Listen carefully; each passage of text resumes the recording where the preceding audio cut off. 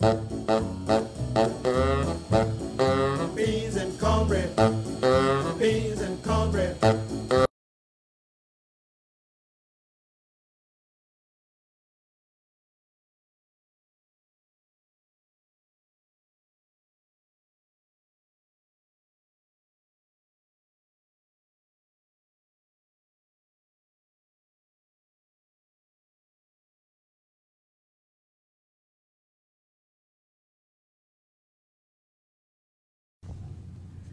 My name is Venetia. Contemporary Black Americans display their ethnic identity as the descendants of the American slaves every time they eat the traditional food, red beans. Roger Abrams, president of the American Folklore Society, explains that ethnic or regional identity can be acted out within the home by eating certain foods prepared special ways. I thought about how in my family there are two distinct ways to eat red beans. My mother's way, a pile of snow-white rice covered in creamy red beans, and my father's way, yellow cornbread smothered in the beans. One family, one dish, eaten two ways. Is there a food way in action here dictating the preference, or is it simply a matter of taste? Now I know that food ways are often regional. My mother's from New Orleans, while my father's from a small town in central Arkansas. Maybe the difference has to do with where they're from. I'm going to interview other people to see if this is a food way or a matter of taste. I'm going to get out a big map, mark it, see if I get a pattern. I'm going to look for a food way.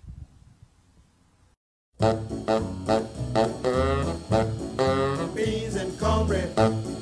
Beans and cornbread. Cornbread, of course. And actually we have red beans, we always eat them with ham hocks. Now that I think about it, we always eat red beans and ham hocks, actually. Hi, my name is Daryl Morris. I was born in Southern California, Los Angeles to be exact. My parents are from Nacogdoches, Texas. My wife actually makes the best red beans and rice I ever ate, and she puts, a lot of times she puts like sausage inside the red beans and rice, which gives it a little flavor. So I really enjoy that. Okay. And so when you eat your red beans, you eat them on with rice, with cornbread. Describe the plate. Okay. First of all, it's going to be a big old batch of fried chicken, probably some greens, and then we got the red beans and rice and cornbread on the side. And for me, I like to mix my cornbread with my red beans and rice and eat it all at once. I'm from San Antonio, Texas.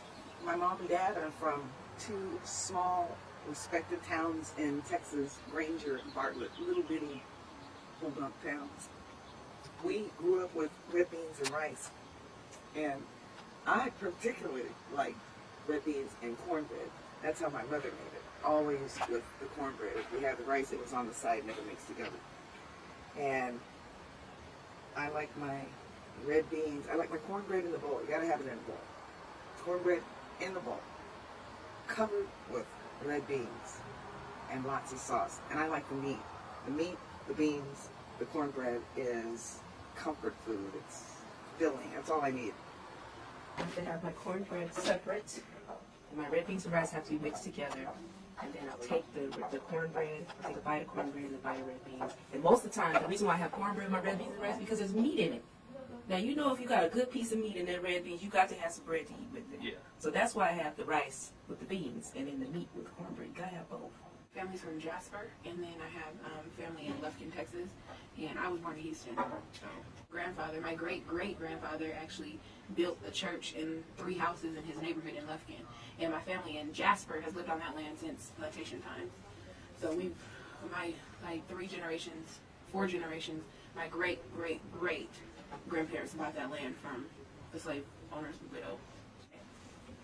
So I like on my plate, I first put my rice, and then I put my beans, and then I like to get my greens, and I like to get my chicken, gotta be fried, and then I like cornbread, and I like it, I usually like the hot water cornbread, and we make them individually, so you put that on the side, and that's usually on the side by my beans, so I can sop up the juices.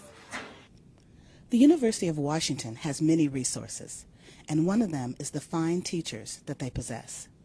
The other day, my friend told me about Jerome Dotson, a professor for the Ethnic Studies Department. He teaches classes on African American studies.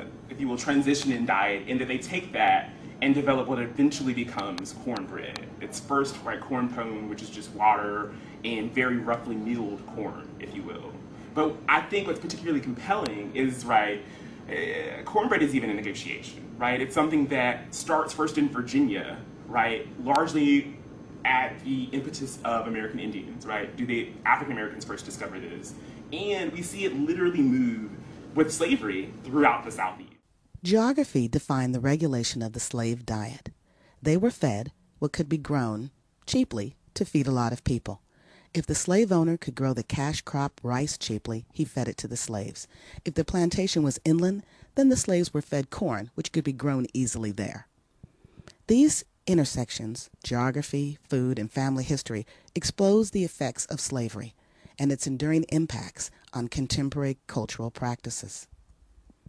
In other words, every time I eat my favorite dish of red beans and rice, I'm acting out and experiencing my ethnic identity as a descendant of the U.S. slave system. Nutritionist Alberta B. Childs, way back in 1933, noted that although the tendencies to maintain and let traditions go affect many aspects of culture, observers have noted that foodways seem particularly resistant to change. So what have I learned? I've learned that what I thought was simply a matter of taste is not. It is the socializing institution of slavery affecting me even today. So whether I choose cornbread or I choose rice, these food choices shed light on my history by tying me regionally and ethnically to my slave past. The slave at the dinner table.